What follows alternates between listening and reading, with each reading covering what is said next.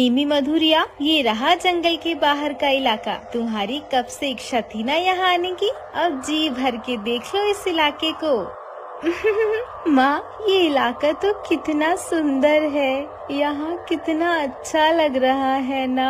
अपने गांव के लोग तो बेवजह यहाँ आने से डरते हैं, यहाँ तो कोई भी खतरा दिखाई नहीं देता। कितना सुकून है यहाँ।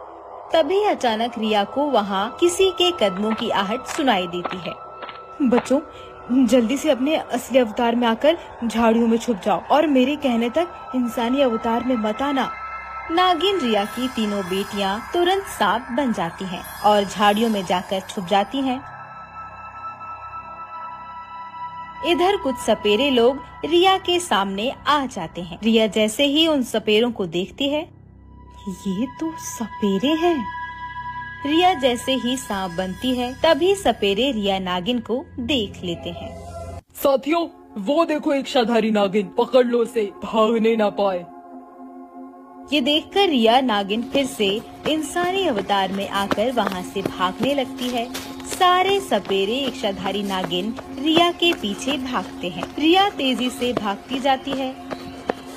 तभी एक सपेरा बड़ा सा डंडा रिया को फेंककर मारता है। रिया धड़ से वहीं एक बड़े से पत्थर पर गिर जाती है।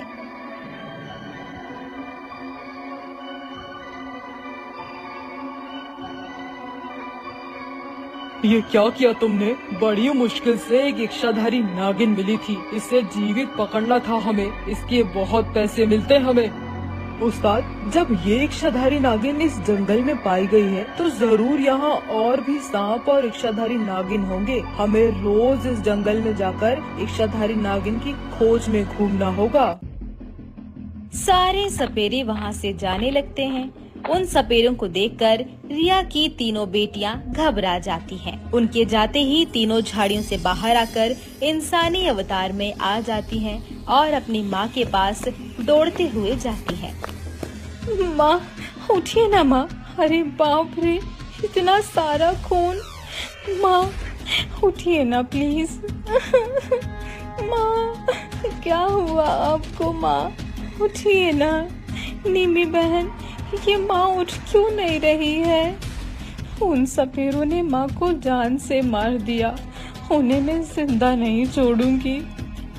आंखों में बेतहाशा गुस्से लिए निमी जैसे ही वहाँ से जाने लगती है, तभी मधु और रीता निमी को पकड़ लेते हैं। रुक जाइए निमी बहन, माँ को तो हम खो चुके हैं, अब आपको भी अगर कुछ हो गया तो हम क्या करेंगे? हाँ निम्मी बहन, वो सपेरे बहुत ही खतरनाक हैं, हम उनसे नहीं लड़ सकते। अब हमें अपने गांव लौटना होगा, यहाँ चारों ओर खतरा ही मंडरा रहा है। तीनों मिलकर अपनी माँ की लाश को वहीं दफना देती हैं और वहाँ से जंगल के रास्ते अपने गांव चले जाती हैं। सवेरे का समय जंगल के बीच के स्थान पर उपस्थित ये इच्छाधारी नाग नागिन का गांव, जहाँ कई वर्षों से कई सारे इच्छाधारी नाग नागिन रहते आ रहे हैं। यहाँ पूरा गांव सांप और नाग नागिन से भरा हुआ पड़ा है। जब तीनों मिलकर अपनी माँ की मौत के बारे में अपने गांव के नागराज और सबको बताते हैं तो सब ये सुनकर दंग रह जाते हैं। तभी इच्छाधारी नागिन की सरदार कहती है, तुम्हें उस इलाके में जाने की क्या जरूरत थी? तुम्हारी माँ यहाँ के नियम के बारे में भली भांति जानती थी। हमारे इस गांव के बारे में आज तक किसी इंसान को खबर नहीं हुई है, ना ही आज तक कोई यहाँ आया है। फिर तुम्हारी माँ तुम्हें यहाँ से बाहर कैसे ले गई? उन सपेरों ने तुम्हारी माँ को देखा, अब उन्हें पूरा यकीन हो गया होगा कि हम सांपों का बसेरा इस जंगल में है। तुम्हारी माँ को तो मैं सजा नहीं दे सकी, पर तुम तीनों को जरूर सजा दूंगी। नागराज रमेश, इन तीनों को ले जाकर अपने गांव से बाहर फेंक दो। ये तीनों दोबारा इस गांव में दिखने नहीं चाहिए। ले जाओ इन्हें यहाँ से। नागराज रमेश तीनों को पकड़ता है और उन्हें गांव के बाहर एक दरिया के पास ले जाकर छोड़ देता है। ये देखकर निमी, मधु, रीता तीनों बहुत रोने। ये सब क्या हो गया हमारे साथ? पहले हमारी माँ हमें छोड़कर चली गई, अब हमारे अपने गांव वालों ने हमें गांव से निकाल दिया। अब हम कहाँ जाएंगे? तीनों रोते रोते वहीं दरिया के पास सो जाती हैं। देखते ही देखते रात हो जाती है। तभी गदाधर सपेरा अपने साथियों के साथ उन इच्छाधारी नाग नागिन के गांव में चला जाता है और वहां कई सारी नागिनों और नागिन सरदार को पकड़ लेता है और उन्हें एक पिंजरे में कैद करके उस गांव से अपने गांव में ले जाने लगता है।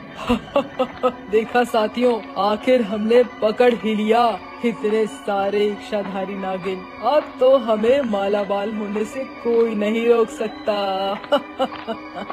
सरदार, इन नागिनों में से एक नागिन ने मुझे काट लिया। चिंता ना कर साथी, अभी इस नागिन का जहर मैं तेरे शरीर से निकालता हूँ। फिर अपने साथी के शरीर से जहर निकाल लेता है और उन सब नागिनों को उसी दरिया के रास्ते से ले जाने लगता है। तभी निमी, मधु और रीता, ये तीनों की नजर अपने गांव के इच्छाधारी नागिनों पर पड़ती है जो पिंजरे में कैद थे। नीति बहन, मधु बहन, वो देखिए हमारे गांव की नागिन। अरे ये तो वही सपेरे हैं जिन्होंने माँ को मारा था। अब ये सपेरे इन लोगों को भी ले जा रहे हैं। हमें अपने गांव की नागिनों को बचाना होगा। हाँ निम्मी बहन, माँ को तो हम बचा नहीं पाए, पर हम अपने गांव के नागिनों को कुछ नहीं होने देंगे। हम इन सारे सपेरों को जान से मार देंगे। तीनों मिलकर दौड़ते हुए उन सपेरों के सामने आकर खड़े हो जाते हैं। कौन हो तुम तीनों? हटो हमारे रास्ते से। हमारी माँ को मारकर अब हमारे गांव के नागिनों को पकड़कर ले जा रहे हो। अब हम तुम सपेरों को नहीं छोड़ेंगे। तभी नीमी, मधु और रीता, ये तीनों तेजी से सांप बन जाते हैं और एक एक कर झट से सारे सपेरों के पैरों पर काटते जाते हैं। थोड़े समय बाद वो सारे सपेरे उन नागिनों के जहर से वहीं मर जाते हैं। तभी तीनों मिलकर अपने गांव के सारे नागिनों और नागिन सरदार को उस पिंजरे से आजाद कराकर अपने गांव ले जाते हैं। अगले दिन सवेरे।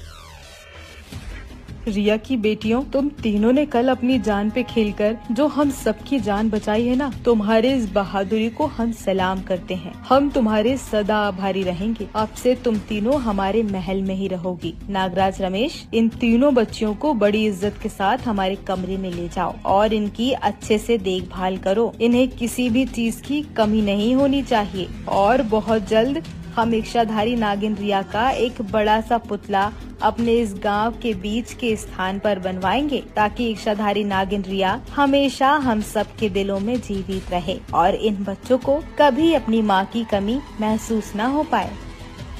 ये सुनकर तीनों बच्चे बहुत खुश हो जाते हैं और उसके बाद कुछ ही दिनों में इच्छाधारी नागिन रिया का उस गांव में बड़ा सा पुतला बन जाता है।